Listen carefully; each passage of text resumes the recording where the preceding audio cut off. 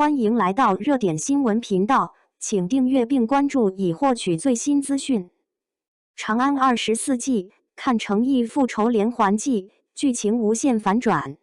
本剧讲述的是背负灭门之仇的凤凰少年，在遭遇巨变后改名换姓谢怀安，潜伏10年。此时长安城暗卫势力根深蒂固，各方势力欲夺王权。在波谲云诡的江湖纷争与朝堂暗战中，谢怀安10年布局复仇之棋，一步步揭开往事迷雾，侠义之战即将开始。诚意此次这个新剧节奏挺慢的，较之前的《少年歌行》《天地剑心》等剧中，快意恩仇、江湖义气、热血江湖的那些角色，这个角色显得太苦了。全剧从头看到尾，追剧的我也苦哈哈的，全剧只有兄妹情、家国大义，没有安排感情线，只有报仇、报家仇，报完家仇还得报国仇。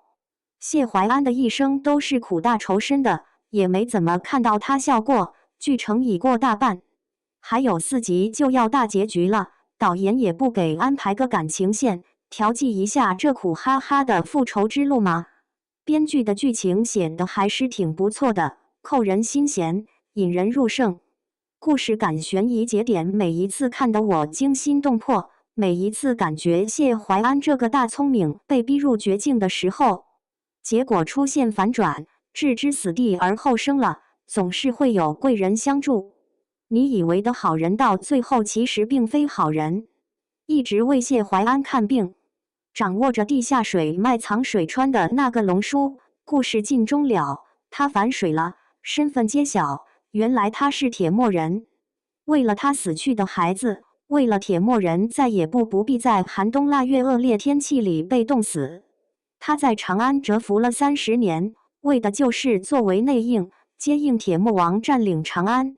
让铁墨人登上长安这片沃土，能够吃饱穿暖。为了自己的家园，甚至不惜伤害自己亲手养大的2个徒弟，这个老头也是坏得很啊！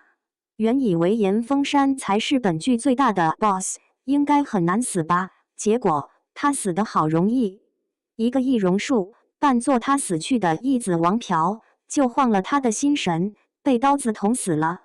就在大家都以为谢怀安复仇的故事应该随着严凤山的死到这里就结束了的时候，然而螳螂捕蝉黄雀在后，那个偶尔出现在剧情中的神秘人身份此刻也清晰了。原来他是铁墨王，一直被严凤山关押，好吃好喝的伺候着。严凤山一死，他就成为了最大的 boss 了，搞出了一系列的事情。剧中也有一些让人肃然起敬的角色，演绎得非常好，比如高香，一直觉得这个老头很可爱。谢怀安初次进宫，他伪装自己，想探听皇帝找他干点啥的消息，结果被谢怀安一下子拆穿，干脆不装了，哈哈。严凤山造反，皇帝战败，不知所踪，高香没有跑，被严凤山砍去了双腿。为了羞辱他，让他日日为宫殿点灯，再给严凤山送奏折出宫，依靠一个小板车走路。一人之下，万人之上的宰相啊，沦落至此，丝毫没有自轻自贱。他在等一个最好的时机，最后以身赴死，救顾玉出宫，逃出升天。顾玉，一个双腿残疾、以轮椅度日的将军，手握重兵，本来是打算将兵权交还给皇帝的，结果被严凤山掳走。谢怀安用计将他救了出来。严凤山攻破长安的时候，